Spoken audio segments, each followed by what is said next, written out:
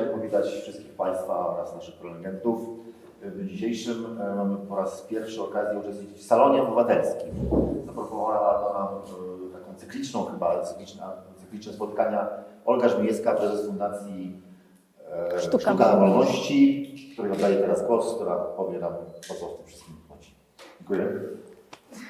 Dzień dobry Państwu, nazywam się Olga Żmijewska, pochodzę z Idzbarka, to jest wieś tutaj w powiecie ostródzkim. Jestem fundatorką i prezeską Fundacji Sztuka, Wolności, która zajmuje się głównie promowaniem świadomości wolności jednostki poprzez różne tematy. Dużo działamy też z emancypacją kobiet, to jest taki temat bliski też memu sercu, ale nie tylko, także takie kwestie obywatelskie, kwestie społeczeństwa obywatelskiego, tak jak właśnie dzisiaj. Bardzo chciałabym podziękować Bibliotece Powiatowej w Ostródzie za udostępnienie nam sali na to pierwsze spotkanie z cyklu Salon Obywatelski. Dziękuję także oczywiście Państwu, którzy się tutaj pojawiliście dzisiaj wieczorem. Dziękuję Stowarzyszeniu Inicjatyw Możliwych Rzecz Jasna, która nagrywa to spotkanie, tak żebyśmy mogli je pokazać w internecie i mam nadzieję, że dotrze nasz przekaz do dużej grupy osób. No i dziękuję Holgerowi Stoltenberg-Lerche, to jest mój bardzo bliski przyjaciel, tak naprawdę tak bliski, że mówimy o sobie, że jesteśmy rodzeństwem. I tutaj chciałabym powiedzieć kilka zdań o naszej takiej sytuacji prywatnej. Śmiejemy się, że teraz obchodzimy 29-lecie naszej współpracy scenicznej, ponieważ Holger i ja poznaliśmy się w 1992 roku jako dzieci w 5. klasie, gdzie współtworzyliśmy musical. Ja śpiewałam w chórze, Holger był pierotem, który wyskakiwał z pudełka. I to było w Niemczech. Ja się wychowałam częściowo w Niemczech. Pochodzę z Idzbarka i jako 8-latka wyemigrowałam z rodzicami do RFN. I to jest ważne, dlatego chcę teraz o tym powiedzieć, ponieważ częściowo mam takie doświadczenia osobiście, o jakich będzie opowiadał Holger. Ja co prawda nie byłam uchodźczynią, byłam migrantką, z rodzicami po prostu wyemigrowaliśmy, ale trafiliśmy najpierw też z uchodźcami do sali gimnastycznej szkolnej, gdzie mieszkaliśmy najpierw przez 6 tygodni, to były wakacje roku 90, a później przez 1,5 roku mieszkaliśmy takim nawet nie mieszkaniu, pokoju tymczasowym w tak zwanym kontenerze mieszkalnym właśnie dla uchodźców, dla migrantów. I RFN wtedy przyjęło ogromną liczbę ludzi, w roku 90, też wcześniej.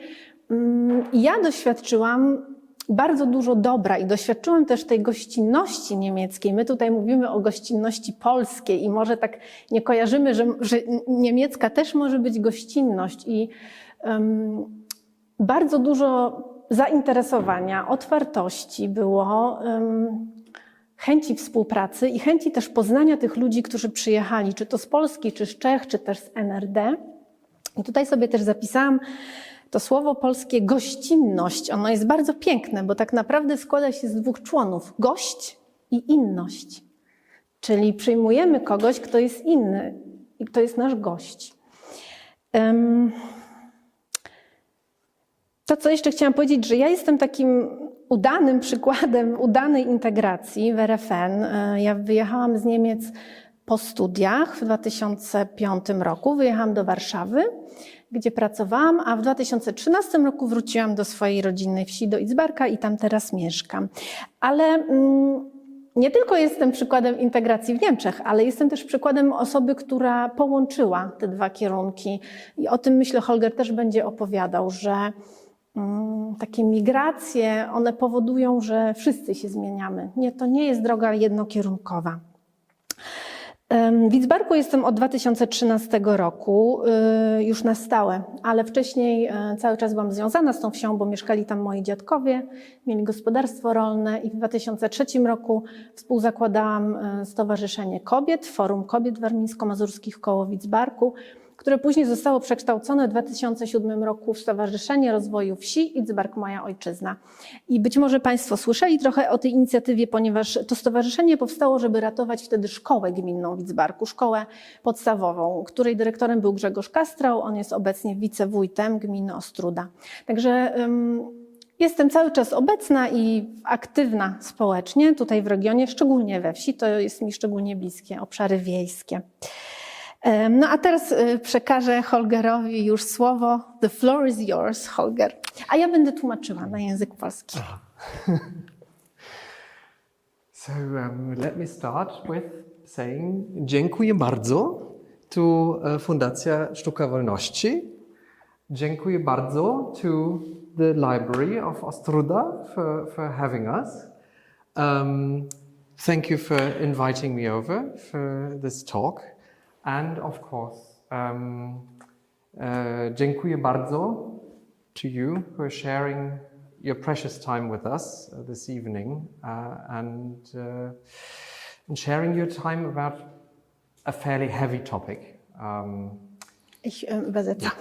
Dziękuję bardzo Sztuce Wolności, dziękuję bardzo Bibliotece za zaproszenie mnie tutaj i nas tutaj. I dziękuję przede wszystkim Państwu, że poświęcili Państwo swój czas prywatny tutaj na taki dość trudny temat.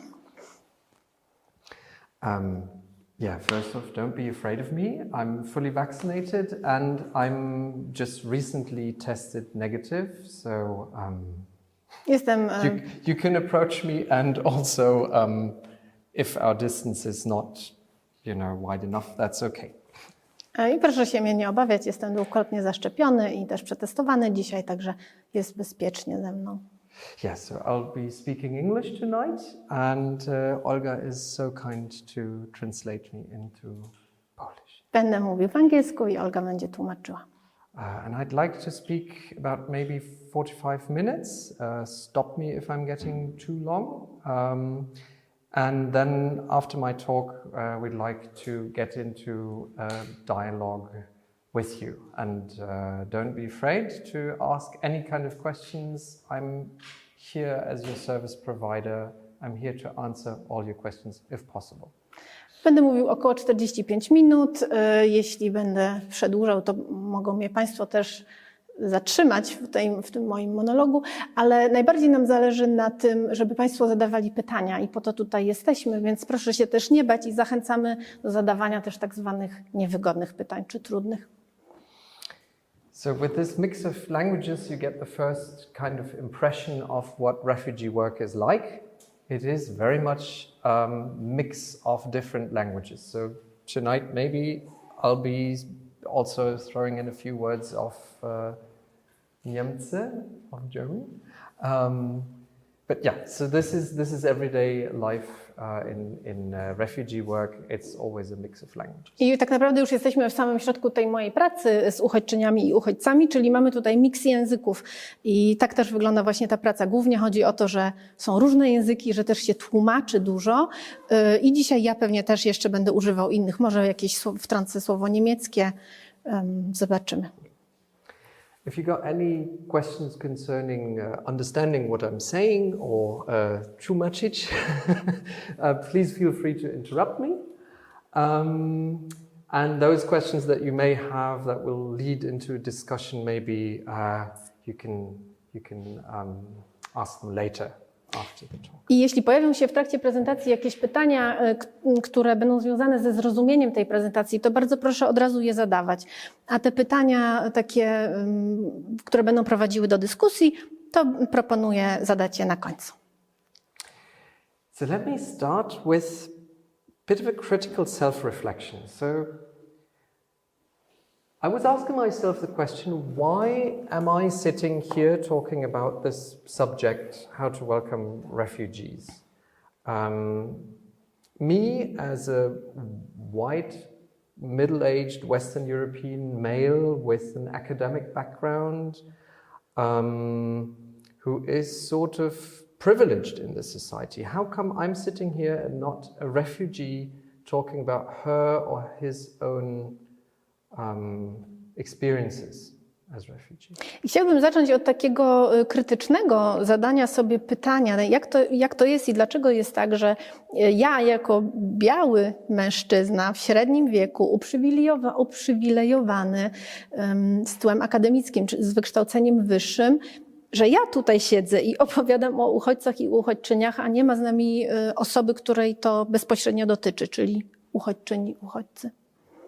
I think the very fact that I'm sitting here tonight and telling you from my own perspective about this topic reveals something about the power structure, the privileges, the kind of prestige that comes with my situation in this society, in life. It tells us about structural inequalities and discrimination in Europe, in our societies. I myślę, że ten właśnie fakt, to co przed chwilą opisałem, że to już nam wskazuje taki kierunek nierówności strukturalnych, społecznych, jeśli chodzi też o podział władzy, to pokazuje, no, jaką mamy sytuację teraz w Europie, że jest też dyskryminacja, istnieje dyskryminacja systemowa, strukturalna. So my perspective tonight will be a biased one because I'm a practitioner, I work with refugees every day. I basically show solidarity to refugees. However, I don't disregard problems, issues, difficulties, challenges with refugees in our society. So I'll try to be balanced, but keep in mind the perspective that I'm coming from.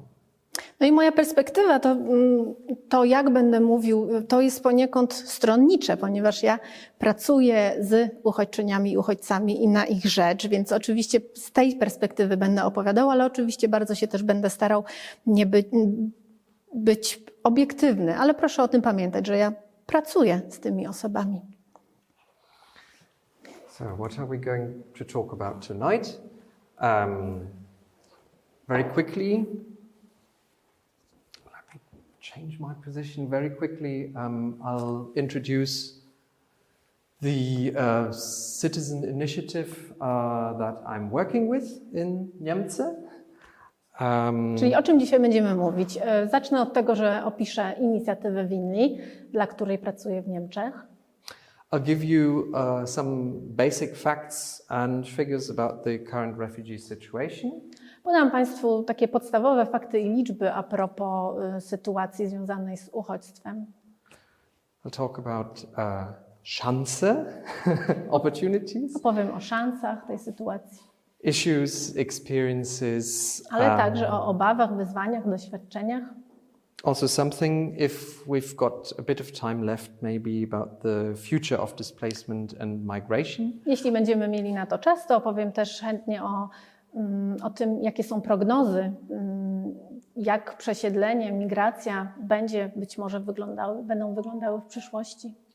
And finally, I'd like to open up the floor for everybody to please feel free to join in to a discussion and feel free to ask all the questions, the burning questions that you've got. No i zakończymy dialogiem i dyskusją i zachęcamy do zadawania pytań. So quickly, okay, yeah. So to answer the introductory question first, or the title question of this evening, how to welcome refugees, I'll do that right away. Więc odpowiadając na pytanie, jak przyjąć uchodźczynie i uchodźców. Or at least I can tell you not how to welcome refugees, but how we do it in our citizen initiative. A tak naprawdę opowiem, jak my to robimy w naszej inicjatywie społecznej w miejscowości Lindlar.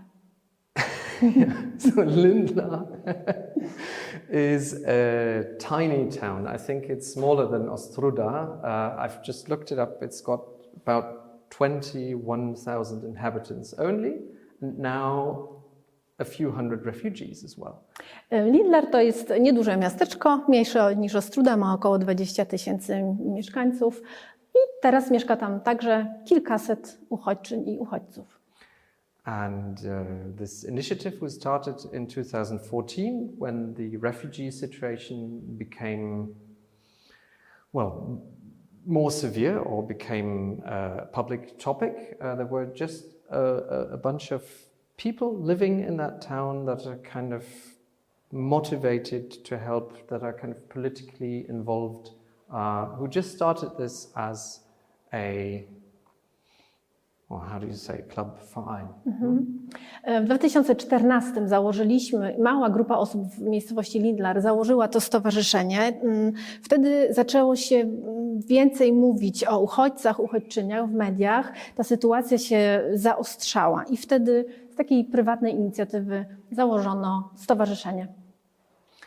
And 2014 we started helping to integrate the refugees who came to this small town. So we ended up with I think 350 up to 400 refugees who came to this town. I wtedy około 350 do 400 osób przyjechało do tego miasteczka. And we started with these three types of integration: integracja kulturalna, integracja strukturalna i integracja społeczna. No? Tak, bardzo dobrze. To są te rodzaje integracji, czy tej pracy integracyjnej, które prowadzimy. Kulturalna, strukturalna i społeczna. So we started as an initiative some German classes. We had retired German teachers who started to teach German to refugees. And so with my background, I thought, why don't I start some integration training, meaning, you know, a bit of politics, public law, history, all of these things that you need to manage everyday life. I zaczęliśmy od lekcji językowych, lekcji języka niemieckiego. Emerytowani nauczyciele, nauczycielki uczyli języka niemieckiego, a ja wtedy się zgłosiłem jako wolontariusz. Ja jestem politologiem i opracowałam takie zajęcia integracyjne o społeczeństwie, o polityce, o takiej sytuacji w kraju. And the kind of structural integration that we're doing obviously concerns mostly, what I'm dealing with is public administration, all the administrative work that every refugee has to go through, legal issues obviously, getting jobs for them, getting housing, dealing with energy providers, insurance, doctors, schooling, kindergarten, church asylum, all these things. A obecnie głównie zajmuję się integracją strukturalną tych osób i to oznacza głównie, że pomagam w takich kwestiach administracyjnych, kiedy na przykład jakaś osoba potrzebuje iść do urzędu i potrzebuje wsparcia, ale także przy szukaniu pracy, przy szukaniu mieszkania, co jest takim ważnym tematem, przy ubezpieczeniach, w edukacji, przy szukaniu przedszkola albo żłobka dla dzieci, a także wspieram osoby przy staraniach o azyl kościelny. And also we're organized intercultural encounters, getting the people living in that town together with the refugees, you know, organizing afternoons, cooking, talking, getting to know each other, sports activities, just to get people to mix and to get to know each other. I integrujemy się także społecznie, czyli spotykamy się prywatnie na jakieś wieczory, na jakieś może imprezy urodzinowe. Oczywiście są to spotkania międzykulturowe, czyli osoby z Niemiec z tymi osobami, które napłynęły. Uprawiamy razem sport, poznajemy się prywatnie. No dobrze. So a couple of facts and figures to know about the current refugee situation in the world Kilka today. faktów i liczb, jak wygląda teraz ta sytuacja w Niemczech.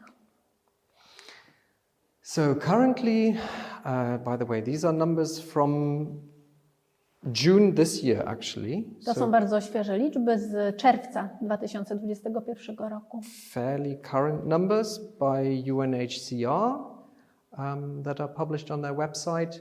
And UNHCR is counting more than 82 million people who are displaced or who are forcibly displaced, today, around that number. Są to liczby Wysokiego Komisarza ONZ do spraw uchodźców i szacuje się, że obecnie na świecie 82,4 miliony osób są zmuszone do przesiedleń. So this is about as many people as there are Germans in Germany, and about I think, the double amount of Polish citizens. Czyli to Just jest... to give you an idea about the amount of people. I możemy to sobie teraz być może dobrze wyobrazić. To jest tyle osób, ile mieszka w Niemczech i mniej więcej 2 razy tyle, albo nawet jeszcze więcej niż mieszka w Polsce. Yeah. And you can also tell, so if you have this timeline here from 1990 to 2020, that from like about 2010 on, the number of refugees kept rising constantly. I widzimy tutaj na tym wykresie, jak od 2010 roku bardzo silnie już ta liczba wzrasta. And even dramatically, so you can tell from about 40 million up to 80 million, this doubled within just 10 years. 30 years. No. We're talking about here. So czyli rzeczywiście w ciągu 10 lat tak naprawdę ta liczba się podwoiła z 40 milionów do 80 milionów. And also we need to talk a bit about terminology. It's a bit dry in the beginning, I know, but to get the terminology right. Chciałabym jeszcze powiedzieć kilka słów o terminologii. To jest być może trochę teraz trudne, ale to jest ważne, żeby ustalić prawidłową terminologię. So we're talking about refugees, and I'll talk about that in a moment a bit more precisely. Refugees are those people who have to flee basically their own country, who have to cross a state border and get out of their own country. Czyli pierwszy termin to są uchodźcy i uchodźczynie. To są osoby, które czują się zmuszone, które muszą uciec z własnego kraju zamieszkania. UNHCR is counting 20 million of those currently. Szacuje się, że jest około 20 milionów tych osób. The larger amount of people is internally displaced people. There's about 48 million people. Those are people who remain in their own country, of their own nationality. However, they have to leave their homes and go somewhere else. Dużo więcej, bo 48 milionów jest osób przesiedlonych wewnątrz granic państwa, w którym mieszkają. And then you have this category of asylum seekers. Those people are those ones who also cross a state border and ask for that right of asylum in another country. Kolejnym terminem są osoby szukające azylu i to są osoby, które opuszczają granice państwa zamieszkania swojego po to, żeby prosić o taki szczególny status, o azyl w innym państwie. But they haven't been recognized yet as or with that status. They're waiting for that status to be granted to them. I one czekają na ten status, jeszcze go nie mają. Na status, na azyl. And then there is another category that's not on here. That's migrants. I jest jeszcze jedna kategoria, której tu nie ma. To są migranci, migrantki. And migrants, they're way more than those all over the world. So IOM, the International Organization of Migration, is counting more than 281 million 281 million migrants worldwide. Right now, this is about 3.6% of the whole world population. I szacuje się, że obecnie jest 281 milionów migrantek i migrantów na świecie i to jest 3,6% ludności całej na świecie. To są osoby, które migrują. Now, refugees usually, well, we'll talk about it, have political or other legally recognized reasons of fleeing. Whereas migrants usually have economic reasons for leaving their country. I różnica jest taka, że migranci, migrantki to są osoby, które mają jakieś na przykład prywatne, być może ekonomiczne powody, żeby opuścić swój kraj zamieszkania, a uchodźczynie, uchodźcy mają polityczne powody, żeby uciec. So who's a refugee? I kim jest uchodźca, uchodźczyni? International law, the Geneva Refugee Convention says this. I to jest termin z konwencji dotyczącej statusu uchodźców. Konwencja została sporządzona w Genewie w 1951 roku i ona określa, że termin uchodźca, że ten termin stosuje się do osoby, która na skutek uzasadnionej obawy przed prześladowaniem z powodu swojej rasy, religii, narodowości, przynależności do określonej grupy społecznej lub z powodu przekonań politycznych, przebywa poza granicami państwa, którego jest obywatelem i nie może lub nie chce z powodu tych obaw korzystać z ochrony tego państwa. I think I'm going to have to repeat that in English just for me to start explaining a bit. So in English this would be: a refugee is a person owing to well-founded fear of being persecuted for reasons of race, religion, nationality, membership of a particular social group or political opinion, who is outside of the country of his nationality and is unable or owing to such fears unwilling to avail himself to the protection of that country. Now, well-founded fear is the thing that you have to prove to the public administration, and if you fail, you have to prove it to a judge that you're not just afraid for whatever reason, but you have concrete evidence that you're being persecuted in your own country. Istotny tutaj jest aspekt uzasadnionej obawy przed prześladowaniem i taką uzasadnioną obawę trzeba uzasadnić, czy to przed administracją publiczną, czy w sądzie. And these five are the only criteria why somebody, according to the Geneva Convention, can claim asylum as a refugee. I tu jest 5 powodów i to są te jedyne powody, które sprawiają, że można się starać o azyl jako uchodźca albo uchodźczyni. So I think race, religion, nationality is pretty clear. Rasa, religia i narodowość to jest jasne. Social group, grupy społeczne. For instance, could be somebody from the LGBTQ community. Na przykład to mogłaby być osoba ze społeczności LGBT+. No. So for instance, because in their home country it's simply illegal to be part of that group. Istnieją państwa, gdzie to jest nielegalne. Homoseksualizm jest nielegalny. To practice this.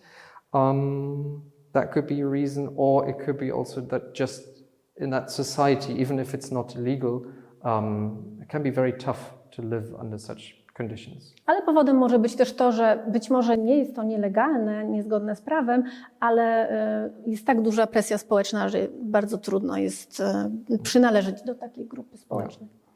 And you have to be outside of your country. So you cannot ask for asylum whilst you're still inside your own home country. You have to cross a border to do it. Istotne jest też to, żeby być poza granicami swojego państwa, którego jest się obywatelem, czyli o azyl można prosić dopiero jeśli się opuściło swoje państwo i jest się na terenie innego państwa. Dobrze? Dobrze.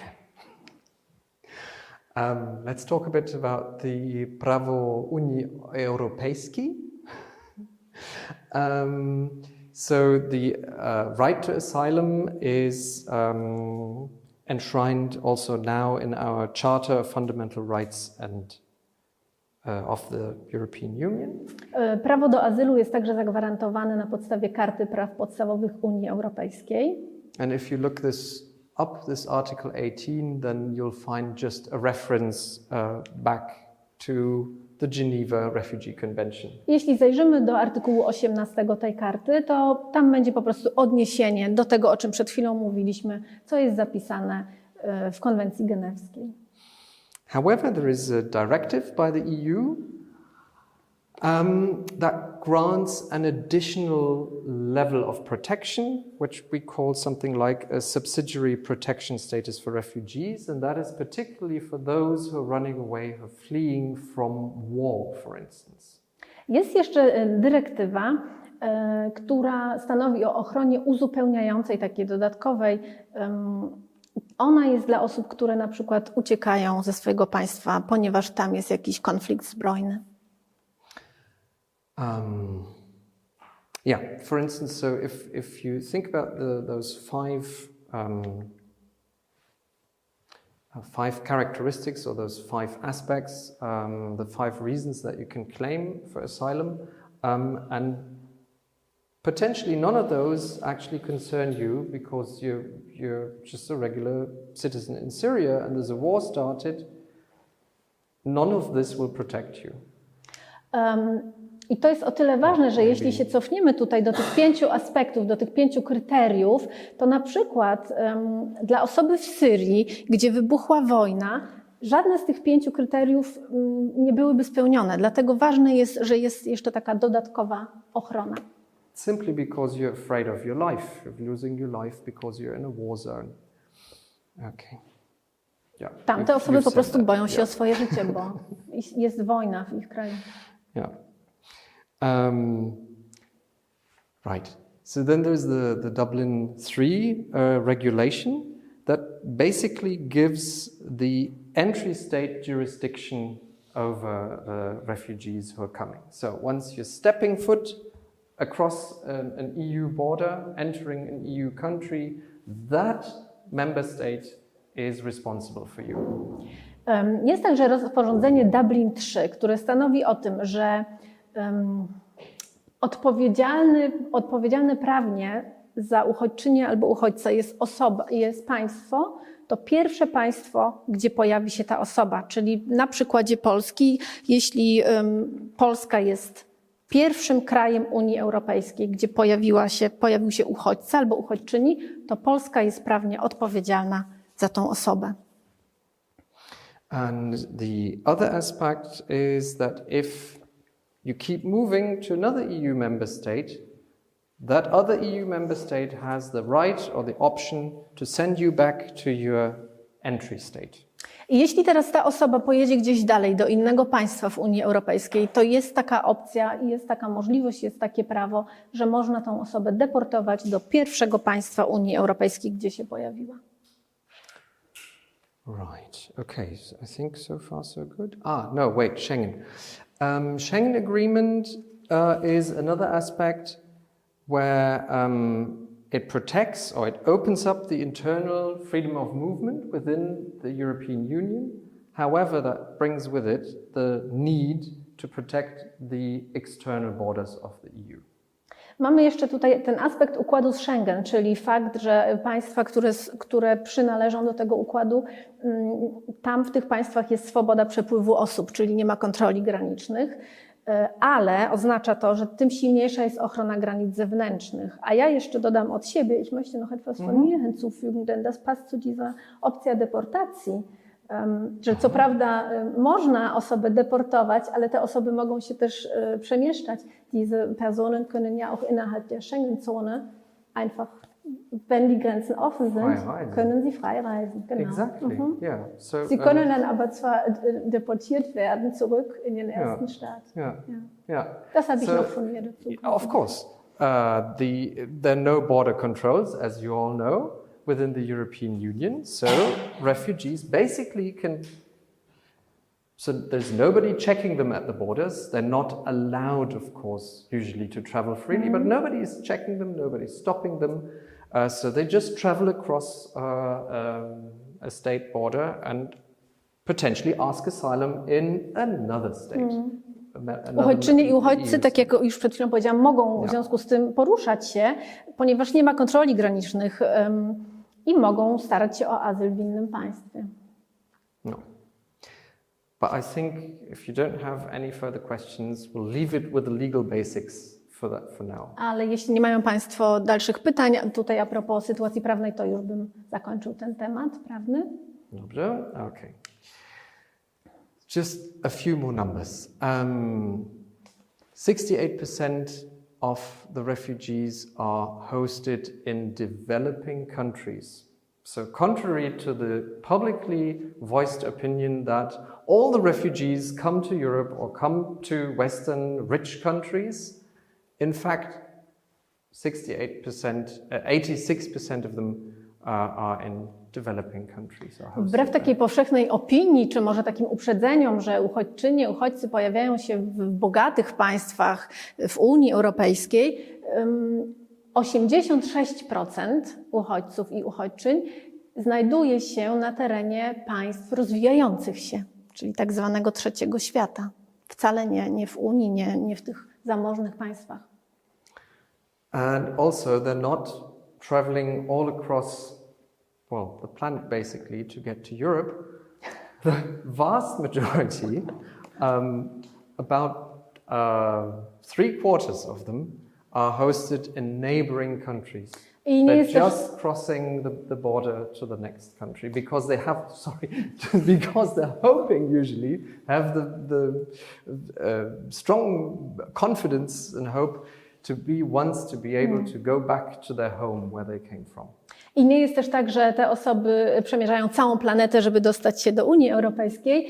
Wręcz przeciwnie, 73% uchodźców i uchodźczyń jest w państwach graniczących z ich państwem pochodzenia, ponieważ mają nadzieję, że będą mogli wrócić do domu. And 68% of the refugees come from just 5 countries of origin. Those countries are Syria, as you know. So this is almost 7 million Syrians. Also added to that, there's another 6 million IDPs, internally displaced people within Syria, but 7 million outside of Syria. Then Venezuela, about 4 million, Afghanistan, 2.5 roughly, South Sudan and Myanmar. And also...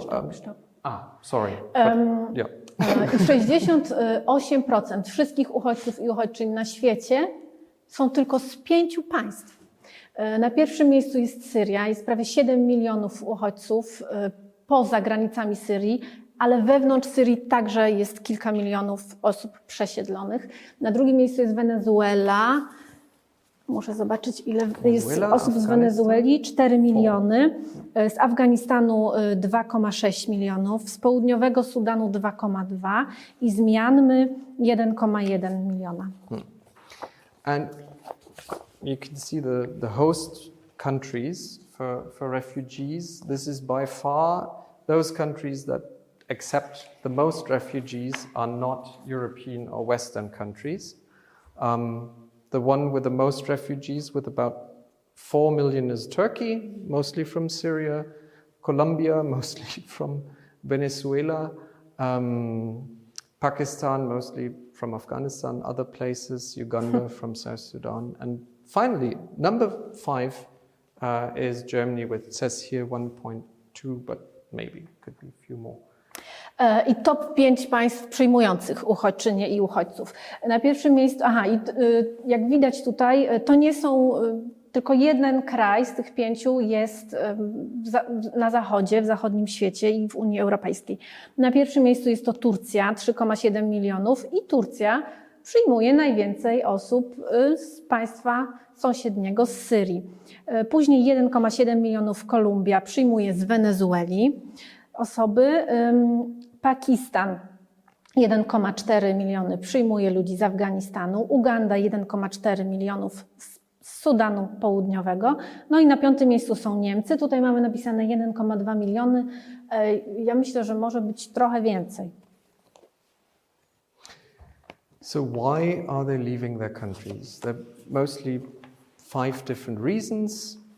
Political reasons, could be authoritarian regimes, dictatorships, war, all of those things fall into that category. So best example, I think, is Syria. And in my case, I'm also taking care of people from Eritrea who are fleeing from a dictatorship. Jakie są główne powody uchodźstwa? Tu najpierw powiem o powodach politycznych, czyli na przykład reżim autorytarny albo konflikt zbrojny. Takim przykładem teraz największym, najważniejszym jest właśnie Syria, ale ja także pracuję z uchodźcami z Erytrei. And social reasons I've mentioned already, the LGBTQ community, for instance. Powody społeczne, to już wspominałem, przynależność do jakiejś grupy społecznej, która na przykład jest prześladowana, na przykład LGBT+. Economic reasons could be, poverty, unemployment, no perspective to find a job, up to starvation, simply lack of opportunities. Powody ekonomiczne, no to na przykład brak pracy, zatrudnienia, brak zarobku, ale nawet głód, nawet śmierć głodowa. Somebody coming from a war zone background could still not claim that. So I've got an example that comes to my mind from a refugee from Mali, and Mali has been a war zone. It's still continuing to be a war going on there. However, he said he always lived in Bamako, in the capital city, was never affected by the war, simply that he doesn't have any job opportunities. That's why he came to Europe. Okay. Może być też tak, że ktoś, ja mam taki przypadek, uchodźcy z Mali, że ktoś mieszka w państwie, gdzie jest konflikt zbrojny, ale na przykład nie dotyczył go osobiście i ta osoba akurat ze względu na biedę, na sytuację ekonomiczną uciekła. One cultural reason, what comes to my mind is female genital mutilation. So I'm taking care of a family where we're trying to protect two children from going back and suffering female genital mutilation. Są też powody kulturalne i taki przykład, o którym ja mogę powiedzieć także z mojego doświadczenia, to jest okaleczenie kobiecych narządów płciowych i opiekuję się właśnie taką rodziną, gdzie są dwie dziewczynki, gdzie istnieje uzasadnione ryzyko, że zostaną poddane temu zabiegowi, ponieważ tak tam wygląda kultura i tradycja. As far as environmental issues are concerned, I think this is mostly connected with climate change, and maybe we'll have a bit of time later on to talk about it. No i piąty powód to są powody klimatyczne związane głównie ze zmianą klimatu na świecie, a jeszcze o tym opowiem więcej później. Just a few words about how the refugee situation came about and how it developed historically. So we're speaking about history already, but we're talking basically about 2015. Kilka słów o tym, jak doszło do tej sytuacji, którą mamy w Niemczech z uchodźcami i uchodźczyniami. Tutaj już można mówić o historii, chociaż jest to bardzo świeża historia, 2015 rok. So 2015, if you remember, the war in Syria had been going on already for 4 years. W 2015 roku wojna w Syrii trwała już od 4 lat. Simultaneously, we've had deterioration of the war situation in Afghanistan and 2014 the war in Ukraine starting. Jednocześnie pogorszyła się sytuacja wojenna w Afganistanie, a także rozpoczął się konflikt w Ukrainie. And one of the main reasons why particularly Syrians started moving from the refugee camps in Lebanon, Jordan, Iraq, Turkey to Europe was that the funding that the international community had promised to UNHCR for the refugee camps was cut, or at least they didn't pay as much as they promised. Sytuacja wtedy była taka, że uchodźczynie i uchodźcy z Syrii znajdowali się w obozach dla uchodźców, głównie w 3 państwach. What the countries? Libya? No.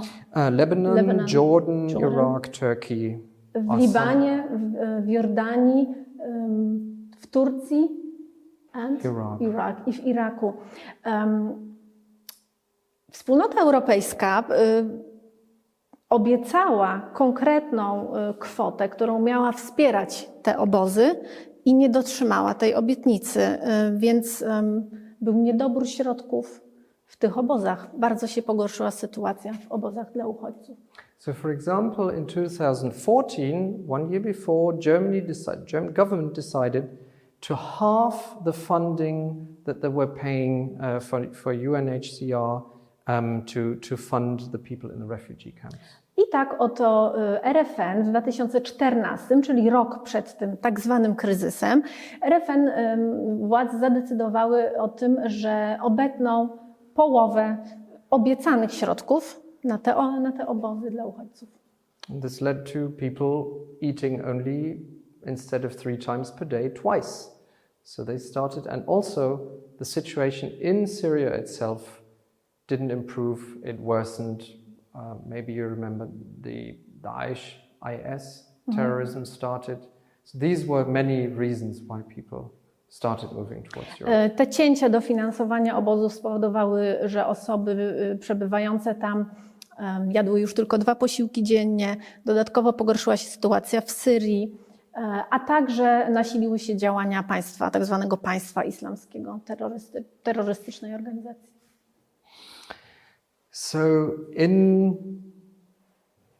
coordination with the Hungarian and Austrian government, Chancellor Merkel decided in mid-2015 not to close the borders within the European Union and to allow the refugees who came through the Balkans, through Hungary, and who wanted to move on to Germany. She didn't block them at the borders. I w 2015 roku w lecie w kooperacji z rządami Austrii i Węgier Niemcy zadecydowały, że granice Schengen wewnątrz państw Schengen, że te granice nie zostaną zamknięte, czyli de facto, że osoby, uchodźczynie, uchodźcy, którzy napłynęli wtedy między innymi przez Bałkany, że te osoby będą mogły się swobodnie poruszać po Unii Europejskiej. So, contrary to common belief, Chancellor Merkel didn't open up the borders for people to come, but she upheld her obligations from the Schengen Treaty. She didn't close them.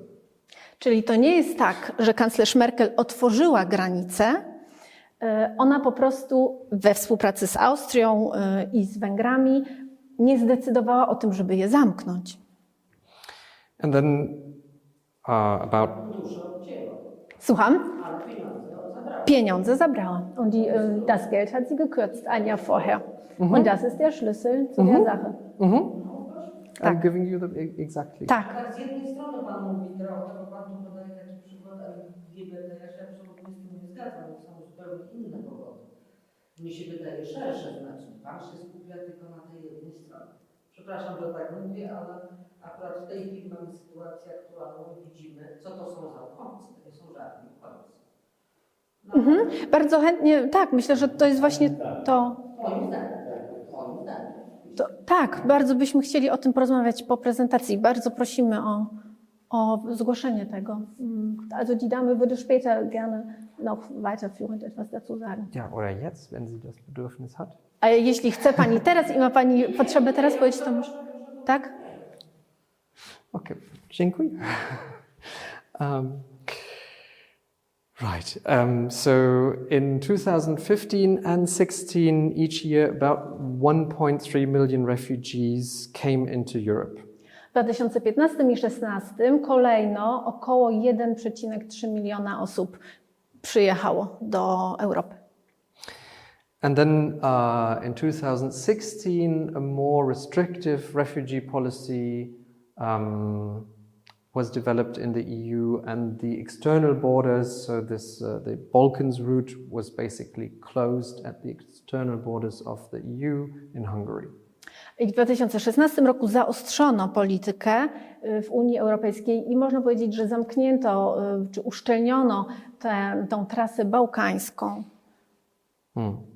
And also the Turkey agreement was negotiated, but maybe we'll talk about that later.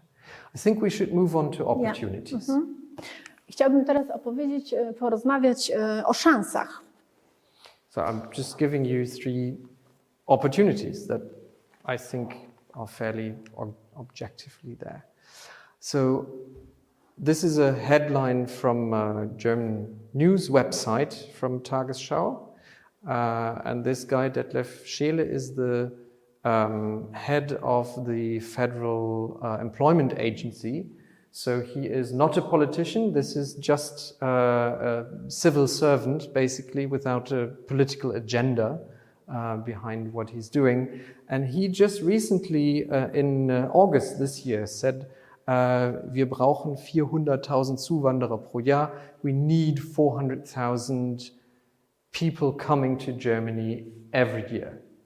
Tutaj mamy informacje z Tagesschau, to są wiadomości niemieckie. I ten mężczyzna jest dyrektorem Federalnej Agencji Pracy, RFN, czyli to nie jest polityk, to jest urzędnik państwowy.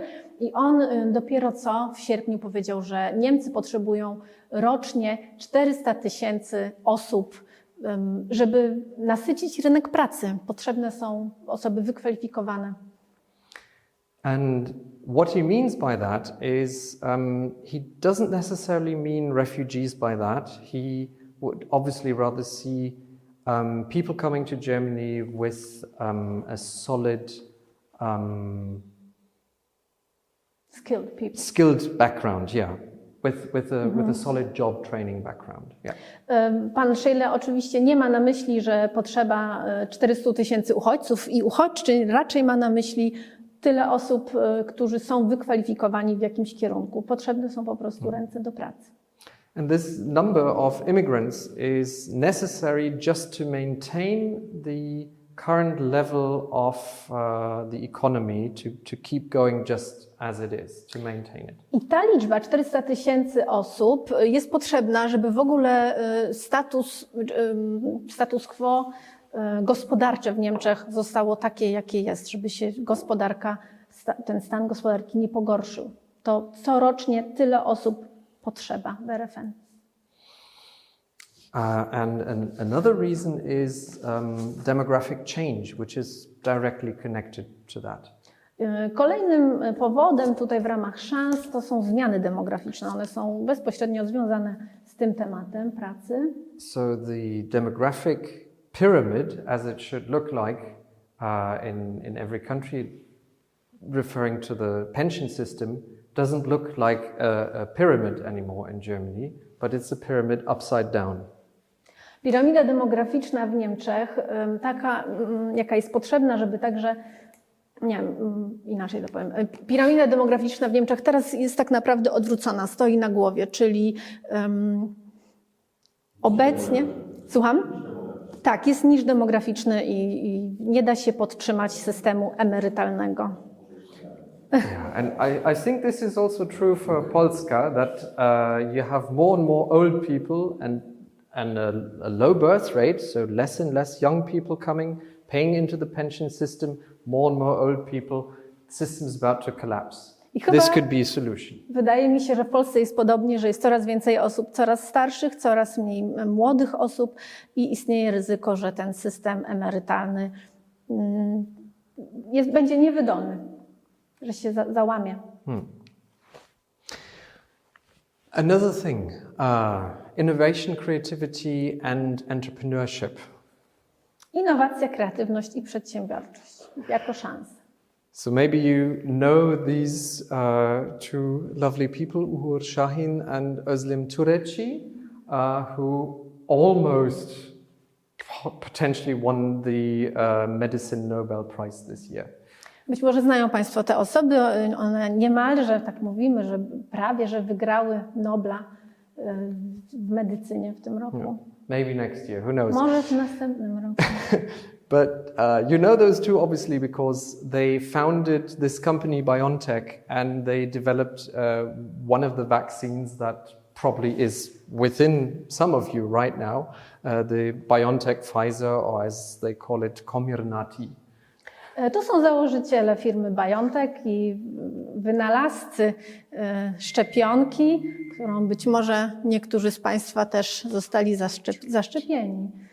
Szczepionki, która jest dystrybuowana przez Pfizer, firmę Pfizer. So those two have a migration background. Both of them came to Germany at the age of 4, both from Turkey, and in Uğur Şahin's case from a very basic family background. I obydwie te osoby mają historię, biografię migracyjną w wieku 4 lat. Na przykład ten mężczyzna, pan Uğur Şahin, przyjechał z Turcji, z tak zwanych prostych, z takiej rodziny bez wyższego wykształcenia. But they were given the opportunity, or equal chances in some way, to get a very good education and to be encouraged to become very good scientists and to be of great service to all of us, saving probably hundreds of thousands of lives. Dzięki temu, że te osoby otrzymały równe szanse w Niemczech, mogły się uczyć, były też motywowane do tego, żeby kontynuować naukę. Dzisiaj możemy powiedzieć, że zawdzięczamy im być może setki tysięcy żyć. Another example in the political sphere, this lady, Avet Tesfayesus, is the first BIPOC black lady in our Sejm, in our parliament. Tutaj o różnorodności w polityce. Pani Avet Tesfayesus jest prawniczką, jest posłanką Partii Zielonych w Bundestagu i to jest pierwsza kobieta BIPOC, czyli Black People of Color, czyli osoba o innym kolorze skóry niż biały w niemieckim Bundestagu. This lady actually has a refugee background. She fled in her childhood from Eritrea, also had a good education, became a lawyer, specialized in refugee law, and now wants to fight in her term in the parliament for equal rights. A ta pani była uchodźczynią, uciekła z Erytrei, jest obecnie prawniczką, jest adwokatką i chce wspierać uchodźczynie, uchodźców w tym, żeby cieszyły się równymi prawami. Now, generally about cultural diversity and an open society, I'm trying to make some references to cosmopolitanism as an ethics. Yeah, let's leave it there for now. Okay.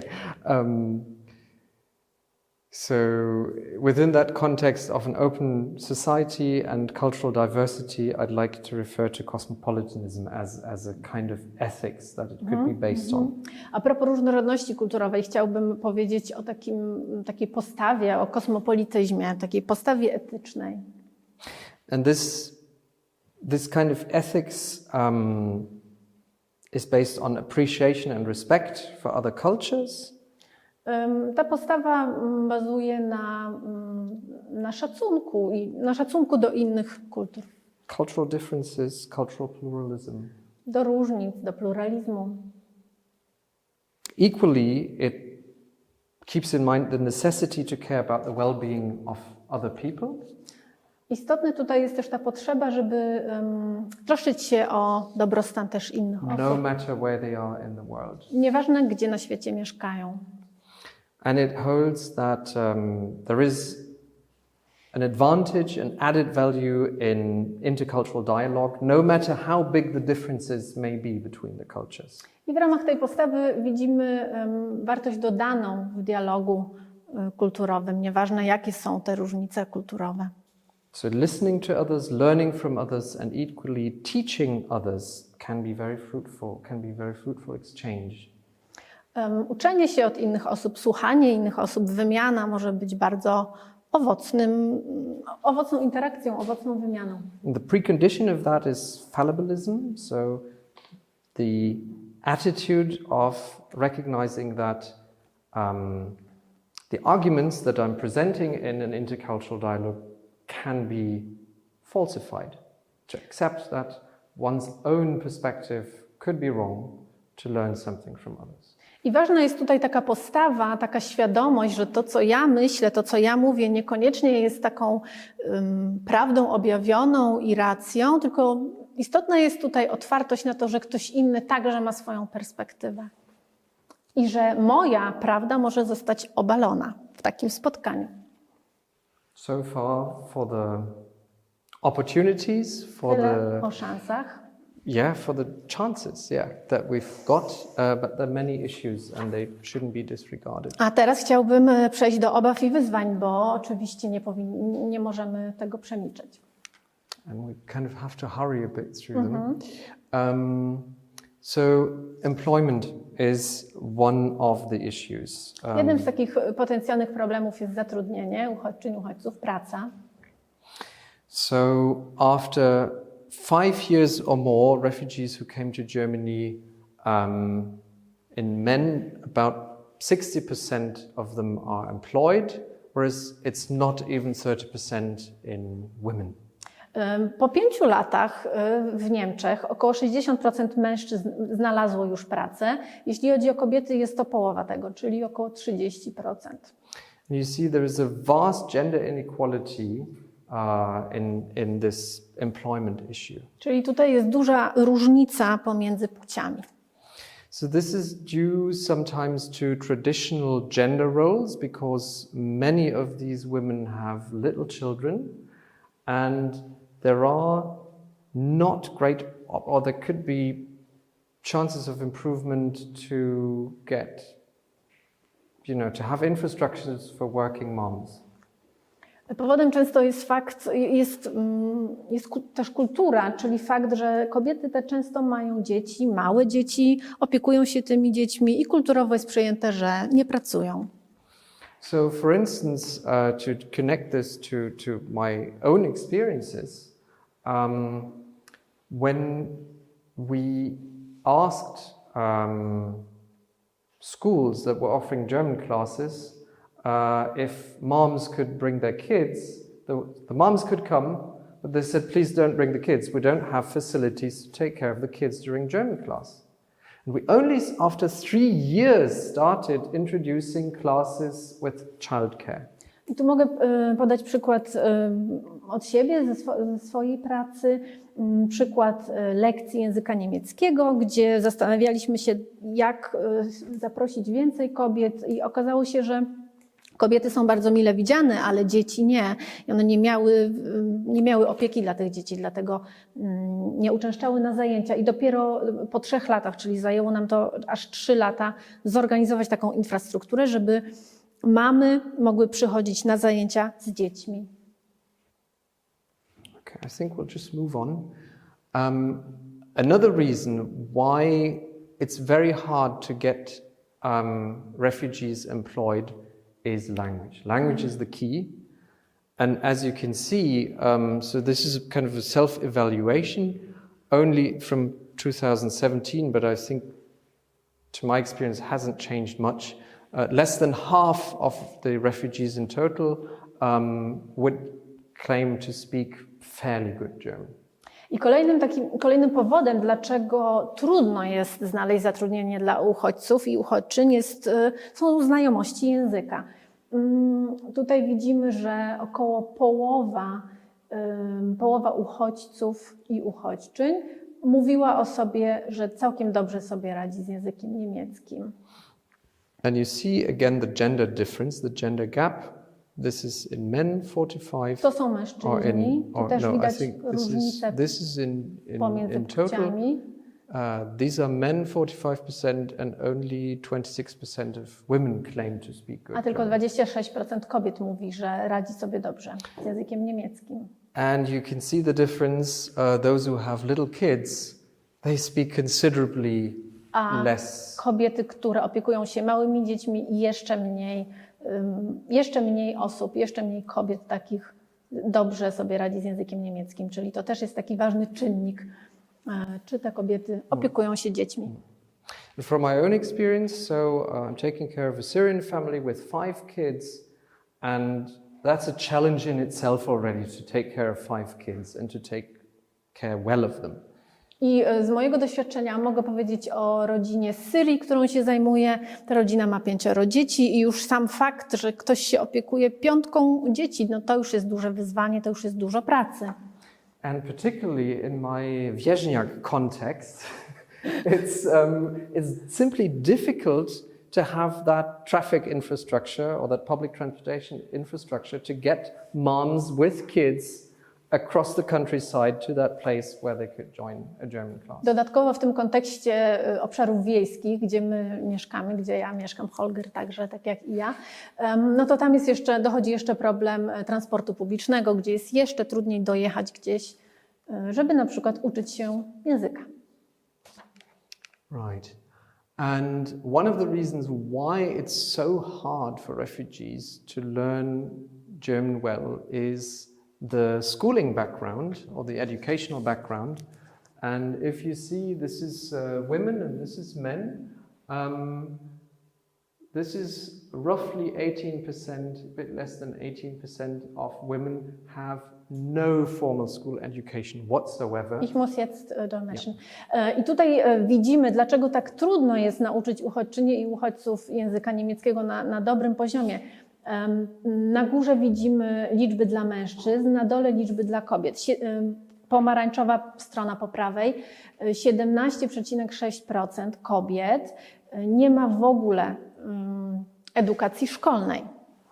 And this is about the double amount of men who have a bit less than 9% of them have no education. Jeśli chodzi o mężczyzn, to jest to około połowa tej liczby. And then you have another 20% each who have only an elementary school background. 20% kobiet i mężczyzn, uchodźców i uchodźczyń ma edukację, wykształcenie podstawowe.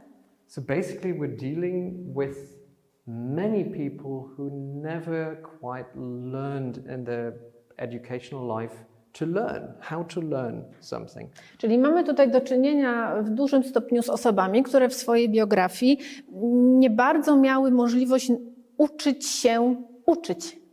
Czyli jest im jeszcze trudniej nauczyć się języka obcego, bo w ogóle być może nawet nie doświadczyły edukacji szkolnej. Another big issue is housing. So here you see from 1995 to last year the rise of housing prices, or of rent actually, if you're renting it. Tutaj widzimy wzrost kosztów najmu mieszkań od 1995 roku do 2020. So we've got a continuous rise of rent prices, Czyli jest silny wzrost tych cen, whereas incomes did not rise just with those numbers. ale przychody nie wzniosły się razem z tym, nie wzrosły. Plus we've got a shortage of apartments in general. This is even without refugees. Every year we should be constructing 400,000 new apartments. Dodatkowo jeszcze w Niemczech brakuje mieszkań. Niezależnie od tego, czy są uchodźcy, czy nie, brakuje nam 400 000 mieszkań co roku. So again, from my own experience, if I pick up the phone and I ask a landlord if an apartment would be still free and would be to visit and maybe for a refugee to move there, I'm being refused in about 95% of the cases. I teraz powiem też coś ze swojego doświadczenia. Jeśli dzwonię do kogoś, szukam mieszkania dla uchodźców, uchodźczyń, to mniej więcej w 95% otrzymuję odmowę. Sometimes actually in a fairly rude manner I'm being turned down. Często w ogóle osoby są niemiłe wobec mnie, właściciele mieszkań. And you see there is some kind of a structural discrimination or structural inequality in the housing market that is even independent from that shortage, but it's simply within people in general that they don't want a refugee to move into their apartment. I tutaj możemy mówić o dyskryminacji takiej strukturalnej. Po prostu uchodźczynie, uchodźcy nie są mile widziani jako najemcy. Final word about issues, problems, political crime or hate crime, I think it is called in English. Tutaj jeszcze moja ostatnia wypowiedź a propos problemów i tutaj chciałbym powiedzieć o przestępstwach takich związanych z nienawiścią. So it's a common argument to say that, there's a lot of crime and particularly religious extremist ideologically extremist crime coming to Germany or coming to Europe due to the refugee influx. Jest taka opinia, jakoby szczególnie duża była przestępczość związana z religijnością, z ekstremizmem religijnym osób, które przyjeżdżają do nas, czyli wśród uchodźców i uchodźczyń. And in fact there is a rise, so you can tell from about 2015 there's a rise from, about maybe 10% or so, but there's the crime rate for for foreigners was rising, and it's also still up at a certain level. It's higher than it used to be. Jeśli chodzi o przestępczość wśród uchodźczyń i uchodźców, to ten wykres na samym dole czerwony jest właściwy, on pokazuje i rzeczywiście od 2014-2015 ta przestępczość nieco wzrosła. Na prawo te niebieskie to są ideologie religijne i ideologie cudzoziemców zagraniczne, to też trochę wzrosło. However, if we're looking at right-wing extremist crime and left-wing extremist crime, this is a vast difference of the number of crimes that are registered. Najwyższa przestępczość jest, jak widzimy tutaj, ten czarny wykres i czerwony, i te wykresy dotyczą przestępczości ekstremistów prawicowych i lewicowych, czyli wcale nie cudzoziemców, tylko osób, które już narodowo mieszkają w danym państwie. And particularly you can see that correlation with the influx of refugees 2014 coming. You have a rise of right-wing extremist crimes in Germany, also due to the discourse in public coming from the nationalist populist party. I widzimy tutaj korelację w rok 2014-2015, kiedy jest większa przestępczość uchodźców, uchodźczyń, bardzo dramatycznie podnosi się przestępczość prawicowa, ekstremistów prawicowych, między innymi dlatego, że pojawił się konkretny dyskurs, taka swoista nagonka ze strony partii nacjonalistycznej w Niemczech. Right. Okay, I think I've tortured you by now with, okay, maybe we'll drop that. Tortured you with enough numbers and graphs. Maybe we should, maybe we'll have 2 more minutes for a final thought that I'd like to add, but maybe we should start opening up the floor a little bit.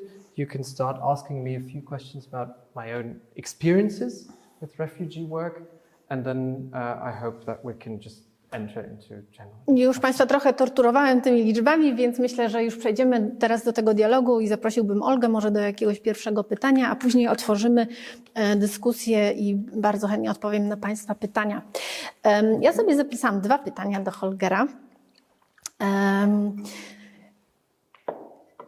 Tak jak już wcześniej mówiłam o sobie podczas powitania, ja uważam, że to nie jest sytuacja uchodźcy, uchodźczynie, migranci, migrantki pojawiający się w naszym kraju, to nie jest droga jednokierunkowa, czyli to nie jest tak, że tylko oni do nas przyjeżdżają, czy ja do Niemiec i ja czegoś się uczę jako migrantka w Niemczech, ale uważam, że wszyscy się od siebie uczymy i to idzie w różne kierunki. To nie jest tylko jeden kierunek. I chciałabym się zapytać Holgera, czego on się nauczył i jak on to widzi. Holly, es geht mir um diese Einbahnstraße, dass das keine Einbahnstraße ist, dass beide voneinander lernen, beide Gruppen. Und was hast du gelernt in diesem Austausch? Was hast du mitgenommen? Okay. It's funny that I'll now respond in English. The mix of languages. Mix of languages. And dealing with that, that's definitely one takeaway. You know, coming from an academic background, I believe that one of the takeaways I got was that, you know, coming from an academic, fairly difficult, long-wound kind of language, I needed to be able to encapsulate 2 pages of a letter from the public administration, that kind of legal German jargon, and encapsulate that into 1 sentence of 3 words to be able to send that by WhatsApp to a refugee. Na przykład taki aspekt, że ja jako osoba z wykształceniem wyższym, która też dużo czyta takich rzeczy naukowych, zostałem zmuszony do tego, żeby nauczyć się mówić w prostszy, bardziej zrozumiały, bardziej zwięzły sposób. Na przykład otrzymując odpowiedź z jakiegoś urzędu, dwustronicową odpowiedź. Ja potrzebuję to zrozumieć i skondensować do krótkiej, zrozumiałej odpowiedzi dla tych osób, które właśnie często, tak jak dowiedzieliśmy się, i to już dodaję od siebie, na przykład nie mają w ogóle edukacji szkolnej, więc trzeba bardzo dużo im wytłumaczyć. Man muss ihnen oft sehr viel noch von diesem Background erzählen, wenn sie zum Beispiel keine Schulbildung haben. Das habe ich gerade noch dazu gesagt. A jeśli chodzi o jakieś kulturowe rzeczy? Yeah, one more thing. I think to be fairly frank and open with you, in the very beginning when I started entering the refugee accommodations, I was a bit afraid, to be honest. I didn't know who I was meeting there. Who are these people? Should I be afraid? Would they try to steal my pen because they like it maybe, because, you know, these kind of things. Prejudice. To be fairly frank and open, I was a bit prejudiced, and I realized they would probably defend that pen with their lives because they are incredibly grateful that there are few Germans really trying to take care of their issues. No i tutaj jeszcze chciałbym jedną rzecz dodać i będę szczery z Państwem, że na początku we mnie także pojawiały się uprzedzenia i lęki. Nie wiedziałam, z kim będę miał do czynienia, kto to jest, czy może ta osoba mnie okradnie, może ukradnie mi mój długopis, ale w trakcie naszej pracy zrozumiałam, że tak naprawdę te osoby będą broniły zaciekle tego mojego długopisu, ponieważ ja im pomagam i one są bardzo wdzięczne za to, że ktoś w swoim czasie wolnym dobrowolnie wspiera te osoby. And when I started teaching, just one more little thing. I was under another preconception that I had, you know, that there are just, let's say, medical doctors and architects and lawyers coming, people with an educational background. And I realized that, no, I was dealing with people who have very little schooling, and I had to design my classes in a completely different way to be understood. I jeszcze jedna rzecz, kiedy zaczęłam nauczać te zajęcia integracyjne, o których wcześniej opowiadałem, myślałam, że uczniami, uczennicami w mojej klasie to będą być może lekarze, osoby z wyższym wykształceniem. Okazało się, że większość z nich ma na przykład podstawowe wykształcenie, więc byłem zmuszony, żeby rozpisać inaczej tą moją koncepcję nauczania integracji, opowiadania też o Niemczech, tak, żeby to było zrozumiałe. Okay, that would be my question. Maybe we could ask. Open up? We could open up the discussion. Yeah. Właśnie, chcielibyśmy teraz zachęcić Państwa do pytań i szczególnie Panią, bo to było bardzo ciekawe, co Pani powiedziała.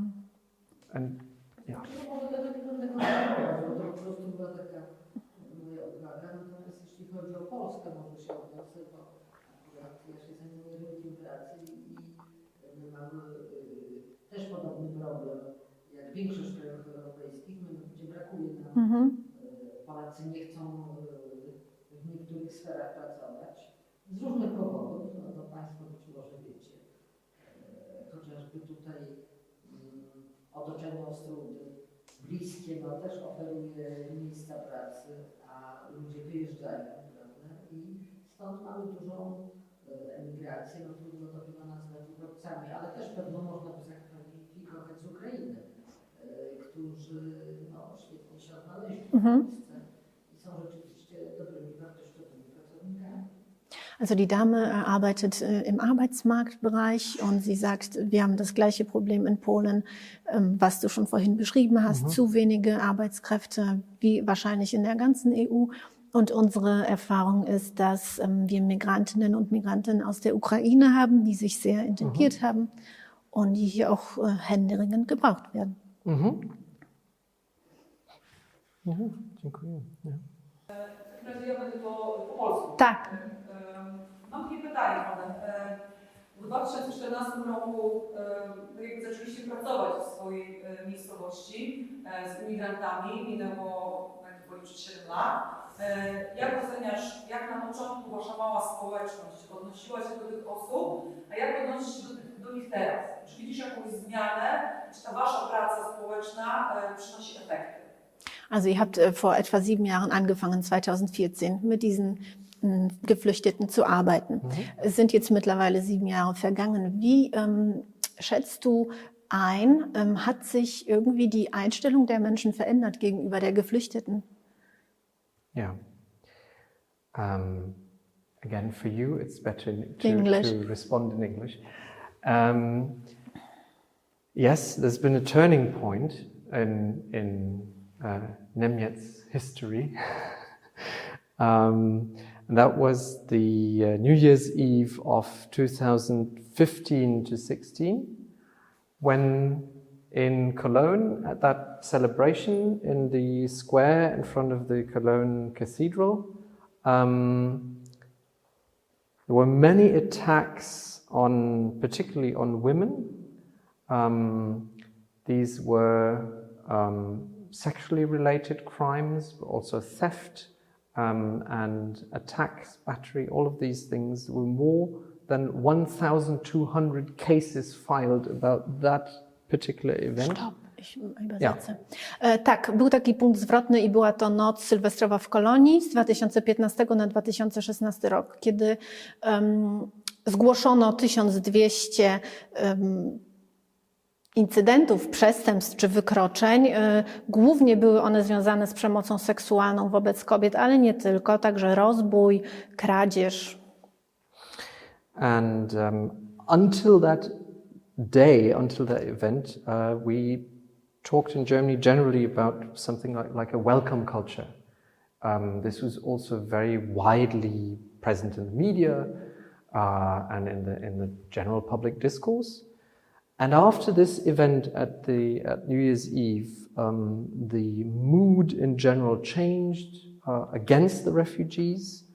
And you can also tell from the border policy in 2016, very soon after this happened, the external EU borders were closed and the influx of refugees was stopped. And you can also see this, well, as I showed you, in the right-wing extremist crime rate that rose as a kind of a change against refugees. And also you can tell from the electoral success of the AfD, the nationalist, populist party in Germany. I do tej nocy sylwestrowej mówiliśmy w Niemczech o takiej kulturze gościnności, po niemiecku to się nazywa Willkommenskultur, welcome culture.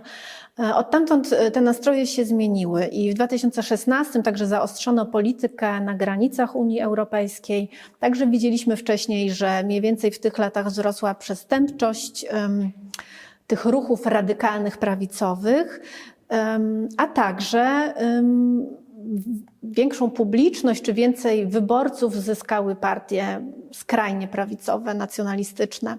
Und wie war das noch, das hat die Dame noch gefragt, konkret in eurem, also in Lindlar und in eurer Gemeinschaft? On location, ob sich da was geändert hat in den 7 Jahren? Tu jeszcze dopytam o tą społeczność, czy tam się jakoś zmieniło nastawienie na przestrzeni tych 7 lat?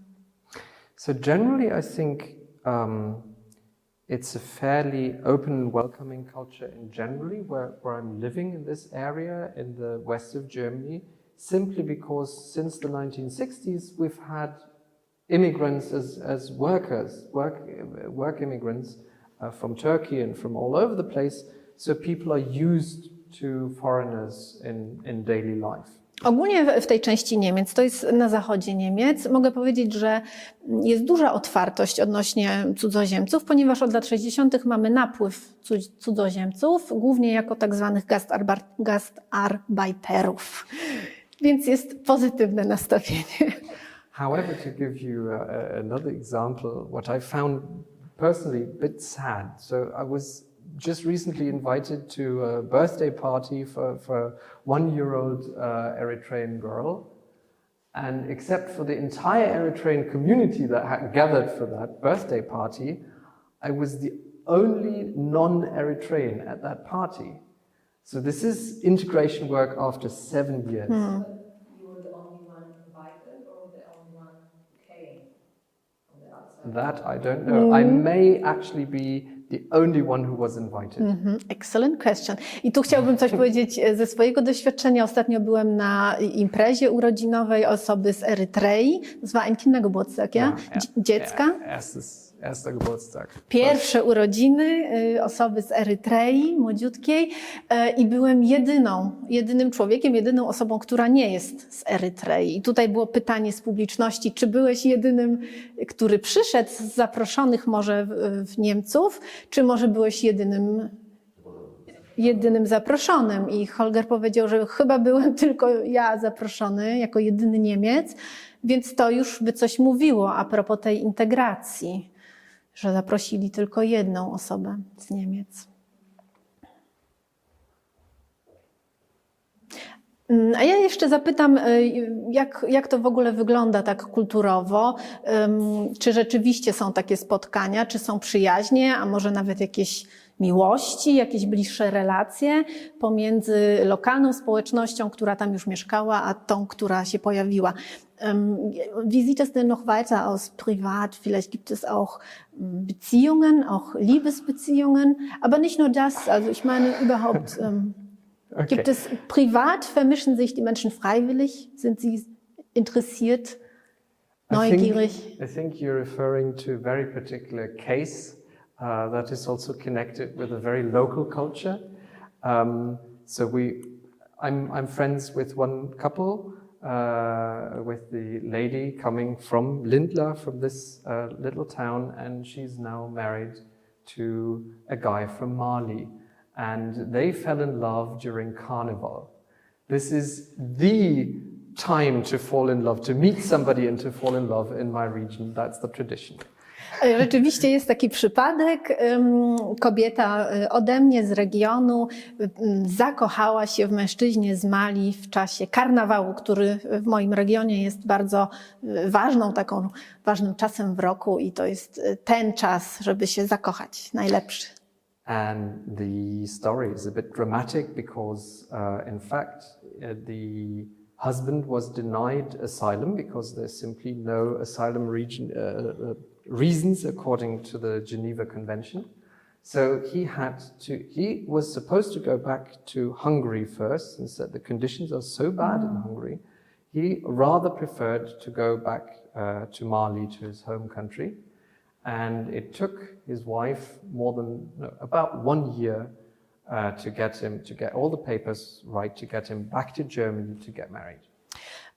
Sytuacja była dość dramatyczna. Ta para teraz jest małżeństwem, ale ponieważ ten mężczyzna był uchodźcą, czy migrantem tak naprawdę z Mali, czyli nie spełniał tych kryteriów, żeby dostać azyl w Niemczech i został odesłany z powrotem na Węgry, stwierdził jednak, że sytuacja tam jest na tyle nieprzyjemna dla niego, że nie chce tam zostać i wrócił do Mali i partnerka przez rok starała się o to, żeby go z powrotem ściągnąć do Niemiec. I udało się i są małżeństwem. Czy jeszcze jakieś pytania? Jakieś uwagi? What did Marina do with this money that she got out? Oh, how did she spend it? I don't know. This is it's just a budgetary decision to say we're not paying as much as we promised. How she spent that money? How else? I don't know, to be honest. Pytanie było o to, co kanclerz Merkel zrobiła z tymi pieniędzmi, które nie zostały wypłacone dla wysokiego komisarza, czy dla tych obozów uchodźców. Mówimy o tych cięciach, o których mówił Holger w 2014 roku, ale nie mamy informacji na ten temat. Jak zostało? Słucham, w jakich zawodach? Welche Berufe üben denn Geflüchtete aus, zum Beispiel?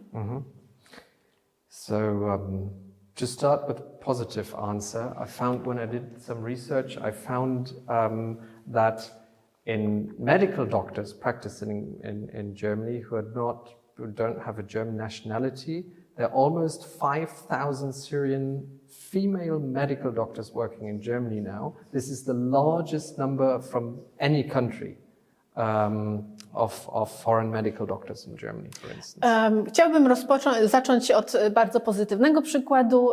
Mamy w Niemczech 5,000 lekarzy, tak naprawdę lekarek, kobiet, które pochodzą z Syrii. To jest największa grupa cudzoziemców, lekarzy cudzoziemców, lekarek w tym przypadku w Niemczech. But from my own experience, from the refugees that I'm working with, they're mostly doing the lowest labor work that's available, also with the kind of lowest training background necessary.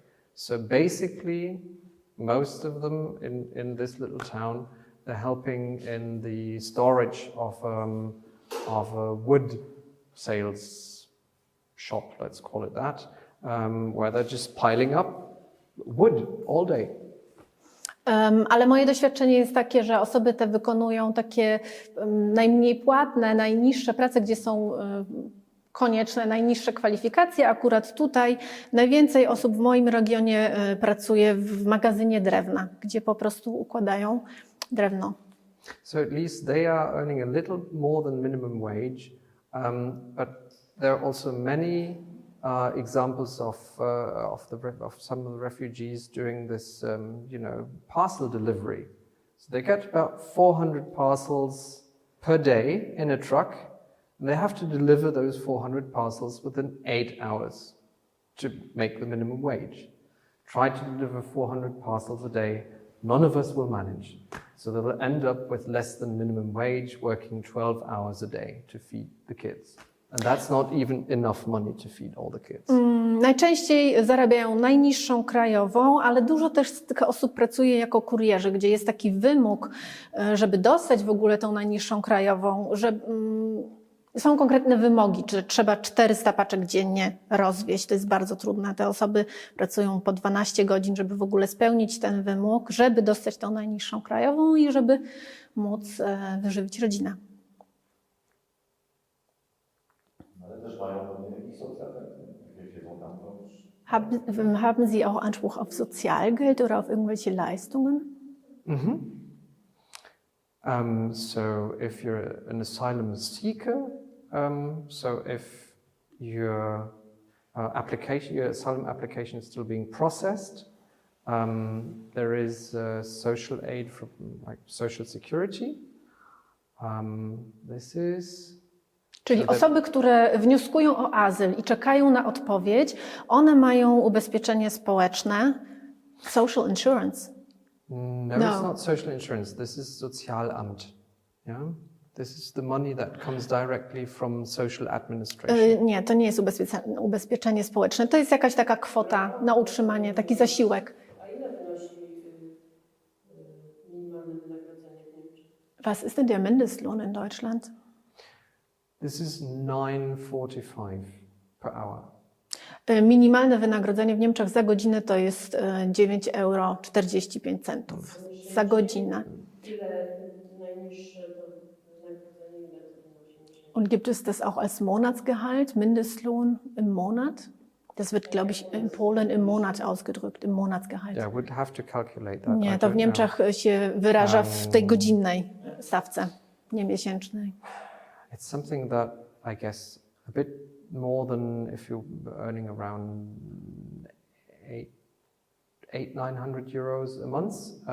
The job center is not adding any funding, so you have to cover all your expenses with 900 or 1,000 euros a month, even if you have a wife and a kid.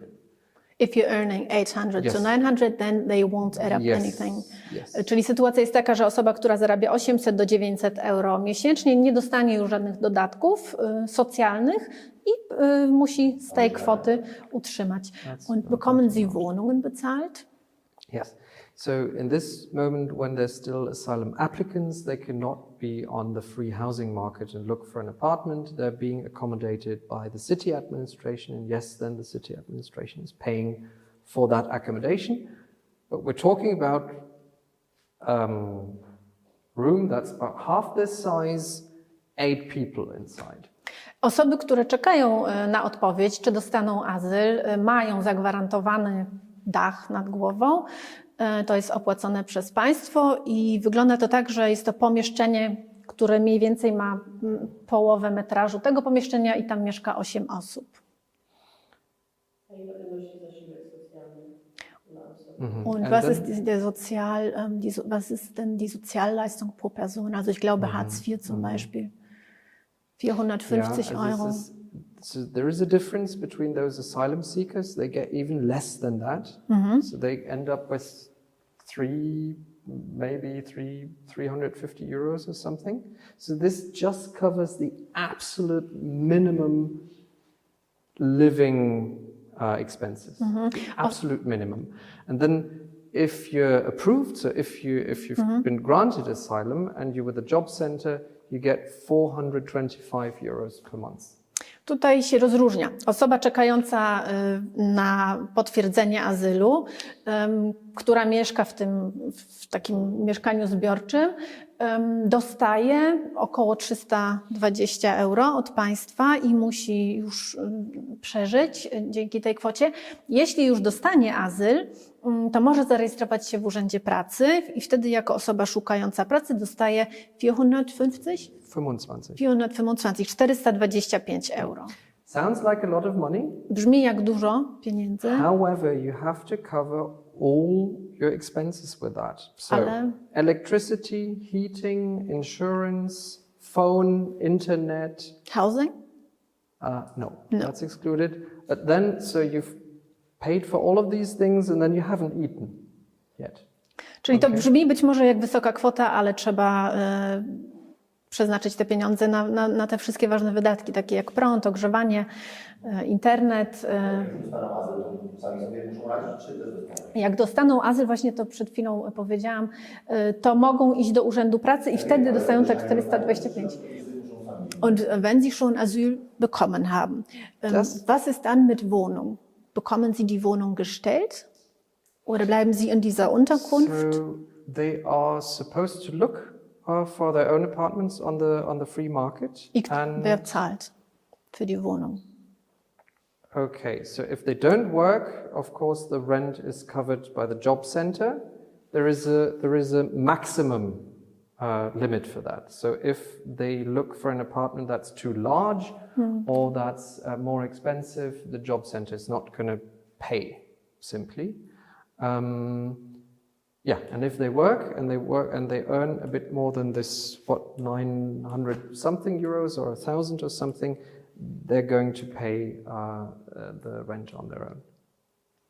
Czyli ogólnie zachęca się te osoby, żeby szukały sobie mieszkania. Jeśli nie mają pracy, no to państwo przejmuje te koszty, ale są jakieś takie granice. To nie może być przesadnie duże mieszkanie czy przesadnie drogie. Jeśli już zarabiają, no to płacą też ze swoich własnych zarobków.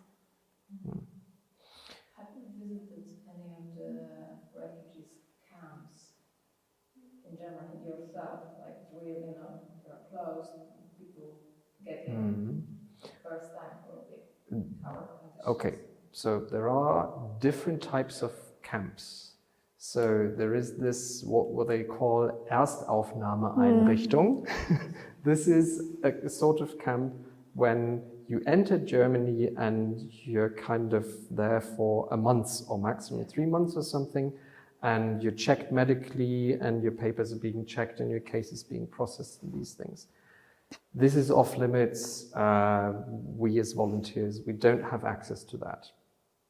Because the conditions are very bad, right? Do you know? Are they bad? I don't know. I think we're upholding at least the internationally legally binding limits for that. It's different, for instance, in those camps in Hungary, or at least it was, because the German Constitutional Court decided that Germany is not deporting refugees back to Hungary because of the bad conditions in those camps. Ich übersetze. Pytanie było o to, czy Holger był w takich obozach przyjmujących uchodźców i uchodźczynie w Niemczech. Holger zaczął odpowiedź od tego, że trzeba w ogóle rozróżnić, że są różne rodzaje obozów, czy takich miejsc, do których trafiają te osoby. Jest właśnie taki obóz pierwszego pobytu, gdzie się w ogóle zatrzymują te osoby, sprawdzane są ich dokumenty, ich tożsamość i tak dalej. I pytanie z publiczności było, czy to prawda, że tam są złe warunki. I Holger powiedział, że nie wiem, jakie są warunki, my nie mamy dostępu jako wolontariusze do tych miejsc, natomiast wiem, że na pewno spełniane są wymogi prawne i wiem także, że warunki takich obozów na Węgrzech są na tyle złe, że niemiecki Trybunał Konstytucyjny zadecydował, że Niemcy nie będą deportowały uchodźców, uchodźczyń na Węgry, jeśli te osoby miałyby tam trafić do tych obozów, bo są warunki na tyle złe. But the refugee accommodation in Lindlar, as it was there, where there were about 12 refugees housed on one floor. Yes, I went there every week. I ate dinner with the guys living there every week, so yes. A jeśli chodzi o takie miejsce w Lindlar, w tym miasteczku, tak, byłem tam co tydzień. Tam 12 osób, uchodźców mieszkało na jednym piętrze. Bywałem tam co tydzień, należało to do moich obowiązków. Jadałem tam obiad z tymi osobami. And yes, very bad living conditions. Tak, to są bardzo złe warunki mieszkaniowe. What does it mean, very bad living conditions? So as I was saying, room half the size of this room, 8 guys in beds like one stacked on top of another. A kitchen almost falling apart, wallpaper coming off the walls, water sometimes available, internet not available in the very beginning and then in the following years it improved. Spytałam, co to znaczy bardzo złe warunki mieszkaniowe, bo to jest takie względne pojęcie. Holger mówi, że no właśnie 8 osób w pomieszczeniu wielkości tego pomieszczenia, łóżka piętrowe, tapety odklejające się od ścian, bez internetu na początku, czasami brakowało wody, kuchnia dość słabo urządzona. Generally the hygiene conditions weren't really that great. I też warunki higieniczne nie były najlepsze zazwyczaj. So like the bathroom had to be renovated. Łazienka wymagała remontu. Yeah, but nevertheless, I went there, and then it's part of the job. Ale oczywiście bywałem tam, to jest część mojej pracy. Czy jeszcze mam jakieś pytania, uwagi, komentarze? Może ja jeszcze, tak? Uczuciem się najczęściej towarzyszy w Polsce ludziom, którzy słyszą słowo uchodźca, to jest strach. Niestety. I w tym momencie, co by Pan powiedział takim ludziom, żeby może jednak ten strach zmniejszyć? I żeby nie przerażała ich sytuacja taka, że gdzieś w obozach mieszka ktoś z obcego kraju i szczególny ten strach, to co rozmawialiśmy też troszeczkę, budzą ludzie wcześniej. Also die Emotion, die in Polen hauptsächlich vorherrscht, was Geflüchtete angeht, das ist Angst.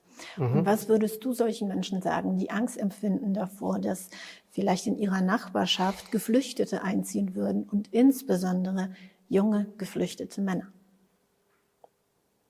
Go and meet them. Pójdźcie, spotkajcie się. So in research we talk about the contact hypothesis. So we're saying that people who know foreigners, people who know refugees in person, who make their own experiences with them, they are less afraid than those who never meet them, who just learn about these things from the media, for instance. Get to know them and see that they're ordinary people with ordinary life problems, and there are, just as in Poland, just as in Germany, just as anywhere, good and bad people.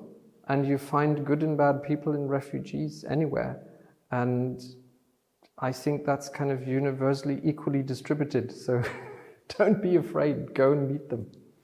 Badania wskazują na to, że osoby, które miały kontakt z uchodźcami, uchodźczynami, w ogóle tak zwanymi obcymi, że te osoby mniej się boją, no bo już nastąpił kontakt, mogły się przekonać o tym, że ci ludzie mają tak samo ludzkie problemy jak my, tutaj nie ma dużej różnicy.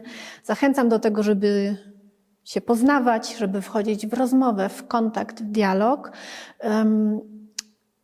Tam są być może wśród tych uchodźców, uchodźczyń też tak zwane złe osoby i tak zwane dobre. Tak samo jak wśród nas osób tutaj mieszkających. Myślę, że to jest równo rozdzielone.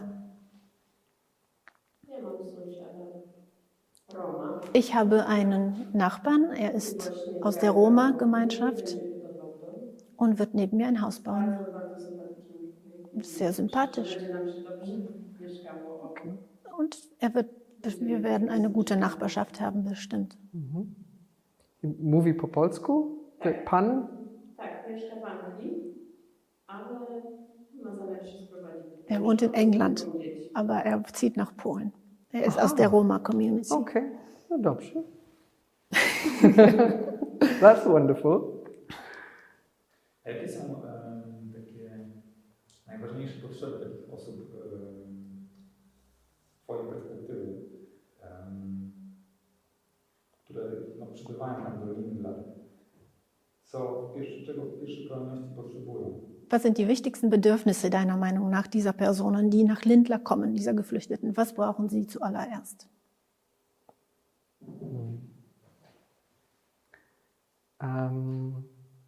So I've talked about that structural integration, you know, jobs, housing, language classes, training, all of that. Many of them also need psychological care because some of them are traumatized and they need that kind of aid and help, and it's not being provided to that extent in Germany as it would be necessary, simply because there are not enough psychologists available to deal with this. Wcześniej mówiłem o tej integracji strukturalnej, czyli o takiej integracji do administracji publicznej, o mieszkalnictwie, pracy, szkolnictwie, a ja widzę jeszcze takie potrzeby psychologiczne, które nie są spełniane, czyli potrzebni są psychologowie. Dużo z tych osób, czy część z tych osób jest straumatyzowana i potrzebuje takiej pomocy, ale za mało jest personelu psychologicznego w Niemczech i nie możemy wszystkim tego zagwarantować.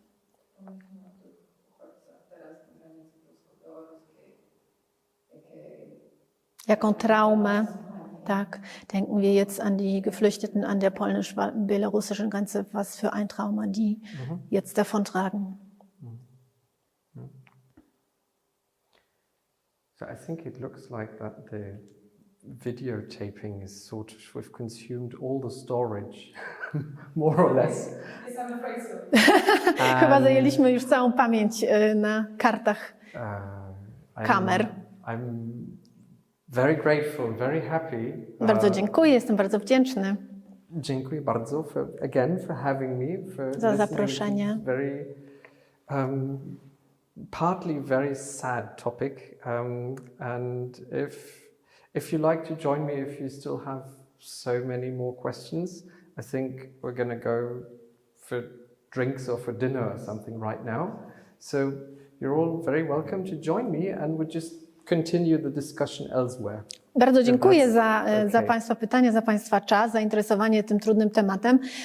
My teraz przeniesiemy się prywatnie na kolację, ale zapraszam wszystkich Państwa, jeśli chcecie jeszcze porozmawiać, macie pytania, uwagi, to możemy spędzić ten wieczór razem. Ja również bardzo dziękuję.